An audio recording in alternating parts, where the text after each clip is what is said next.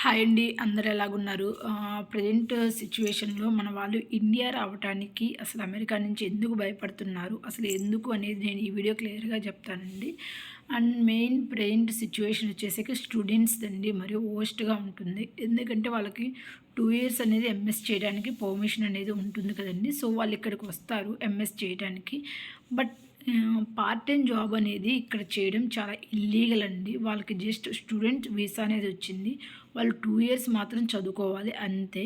Later OPT, stem OPT అలా ఉంటుంది. ఆ ప్రాసెస్ అనేది ఫాలో అవ్వాలి. బట్ అంటిల్ వరకు వాళ్ళు పార్ట్ టైమ్ జాబ్ అనేది చేయకూడదు. బట్ 90% అనేది మాత్రం పార్ట్ టైమ్ జాబ్స్ అనేది చేస్తుంటారు. బట్ మనం చేయకపోతే ఇక్కడ సర్వే అవ్వలేము కదా! సో, ఎవరైతే మధ్యలో ఎళ్లారనుకో ఎంఎస్ చేస్తూ 1 ఇయర్ తర్వాత అట్లా ఎళ్తూ ఉంటారు కదా! So, that is fine. But అప్పుడు కూడా ఇమిగ్రేషన్ అనేది ఉంటుంది. ప్రెజెంట్ ఉన్న గవర్నమెంట్ అయితే అంత స్ట్రిక్ట్‌గా ఇమిగ్రేషన్ ఇప్పుడు కూడా బాగానే అడుగుతారు. లైక్ మీకు అమౌంట్ అనేది ఎలా వస్తుంది? మీరు జస్ట్ స్టూడెంట్స్ కదా! సో, మీరు ఎలా సర్వే అవుతున్నారు? ఏంటి ట్రాన్సాక్షన్స్ ఇవిలా అన్నీ చెక్ చేస్తారండి. సో, వాళ్ళకి ఇఫ్ ఇన్ కేస్ డౌట్ వస్తే లేదంటే లేదు. అండ్ మెయిన్ వచ్చేసరికి మనకి ఎంఎస్ అయిపోయిన తర్వాత ఇండియా వెళ్ళటానికి చాలామంది స్టూడెంట్స్ అస్సలకి వెళ్ళారండి. భయపడతారు. ఎందుకంటే మనం వెళ్ళాము అంటే మళ్ళీ తిరిగి వచ్చేంత వరకు మనకే తెలియదు. మనం వస్తామా లేదా ఇండియా నుంచి మళ్ళీ అమెరికా అనే పరిస్థితి ఉందండి. ఎందుకంటే మనకి ఎంఎస్ అయిపోయిన తర్వాత 3 మంత్స్ అనేది మనకి ఉంటుంది ఓపీటీ అనేది. ఆ తర్వాత స్టెమ్ ఓపీటీ అని ఉంటుంది. సో, మనకి ఈ లోపుకు వెళ్ళి ఇఫ్ ఇన్ కేస్ జాబ్ వచ్చినా రాకపోయినా క్వెషన్స్ అనేవి మాత్రం యాజ్ యూజువల్‌గా ఉంటాయండి. ఏంటంటే లైక్ మీరు ఎలా సర్వే అవుతున్నారు? మీరు ఎక్కడి నుంచి వెళ్తారు? అండ్ స్టూడెంట్స్ అయిన వాళ్ళైతే పార్ట్ టైమ్‌కి దగ్గరలో ఉంటారు కదండీ! కాలేజ్ ఎప్పుడో 1 ఆర్ 2 డేస్ కాబట్టేసి వాళ్ళు కొంచెం మనకి పార్ట్ టైమ్ జాబ్ అవైలబుల్ ఉన్న దగ్గరే ఉంటారు కదా! సో, మీరు ఇక్కడి నుంచి కాలేజ్‌కి ఎందుకెళ్తున్నారు? మీరు కాలేజ్ దగ్గరలోనే ఉండాలి కదా! సో, ఇలాంటి డౌట్స్ కూడా క్వెషన్స్ అనేవి రైజ్ చేస్తారండి. అండ్ మీరు ఏదైనా ఒక లొకేషన్‌కి డైలీ వెళ్తున్నా, మనకి మొబైల్స్‌లో ట్రాక్ అవుతున్నాయి. ఇలా కూడా చెక్ చేస్తారండి. లైక్ మీరు ఆ లొకేషన్‌కి డైలీ ఎందుకెళ్తున్నారు? మీకు ఏం వర్క్ ఉంది? మీరేమైనా పార్ట్ టైమ్ జాబ్ చేస్తున్నారా? ఇలాంటివి కూడా అడుగుతారు.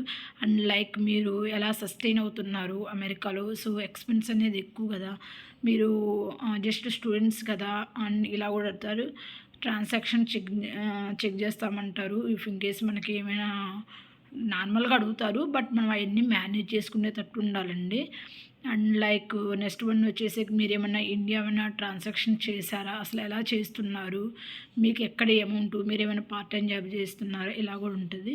And main part time job చేయకపోతే ఇక్కడ సర్వే అవ్వడం అనేది చేయకపోతే ఇక్కడ సర్వే అవ్వడం అయితే చాలా కష్టమండి. ఎందుకంటే ఇక్కడ ఎక్స్‌పెన్స్ అనేది ఎక్కువ కదా! సో, అంతంత అమౌంట్ అయినా మన ఇండియా నుంచైనా పేరెంట్స్ పంపియాలంటే ఇట్స్ వెరీ హార్డ్ కదా! సో, అందుకనేసి అండ్ మీరు ఎప్పుడైనా ట్రావెల్ చేస్తున్నారు అంటే సో, అన్ని డాక్యుమెంట్స్ అనేవి మీ దగ్గర ఉండేటట్లు ప్లాన్ చేసుకోండి. సో, ఏమైనా అడిగినా మనం మేనేజ్ చేసుకునేటట్లు ఉండాలండి. లైక్ మెయిన్ ఇది స్టూడెంట్స్ దగ్గర వచ్చేసి transactions and part time jobs ఇవన్నీ ఎక్కువ అడుగుతూ ఉంటారండి. సో, దాన్ని బట్టి అనేసి మీరు ప్లాన్ చేసుకోండి. ఇంకా వచ్చేసేకి ఈవెన్ హెచ్-1బీ వాళ్ళు కూడా చాలామందండి మనం అమెరికా నుంచి ఇండియా ఎళ్ళామంటే మళ్ళీ వచ్చేంత వరకు కొంచెం భయంగా ఉంటుంది. ఇమిగ్రేషన్ అనేది ఎలాగుంటుందో అనేసి. సో, ఈవెన్ ఎవ్వరికైనా భయంగానే ఉంటుంది. మెయిన్ అమెరికా అంటే మన స్టేటస్‌ని మెయింటైన్ చేయడమండి వీసా స్టేటస్‌ని. అది వచ్చేసరికి మెయిన్ మనకి ఇంపార్టెంట్. ఏంటంటే ఇక్కడ వచ్చేసరికి ఇన్ని ఇయర్స్ ఉంటే ఇది ఉండాలి. ఇన్ని ఇయర్స్ ఉంటే ఇది ఇలా ఉంటుంది కదా! సో, మనం దాన్ని బట్టి మన వీసా స్టేటస్ అనేది మెయింటైన్ చేసుకుంటూ వెళ్ళాలి.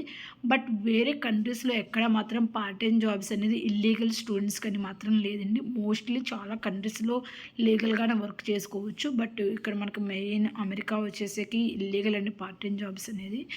అండ్ ఎవరైతే పార్ట్ టైమ్ జాబ్స్ చేస్తున్నారో స్టూడెంట్స్ ఉన్నప్పుడు సో, మీరు ఇండియా వెళ్ళాలన్నా గానీ సో, మీరు దాన్ని బట్టి మెయింటైన్ చేసుకొని, ప్లాన్ చేసుకోండి. అన్ని డాక్యుమెంట్స్ ఆర్ ఎవ్రీథింగ్ అనేది మనం మేనేజ్ చేసుకునేటట్లు ఉండాలండి ఇమిగ్రేషన్ అప్పుడు మాత్రం. సో, మీకు మా వీడియో నచ్చిందనుకుంటే ప్లీజ్ సబ్స్క్రైబ్ చేయండి. ఈ వీడియో ఎవరికైనా యూజ్‌ఫుల్ అవుతుందనుకుంటే ప్లీజ్ షేర్ చేయండండి. And thank you for watching this video. Bye bye. Stay tuned for the next video.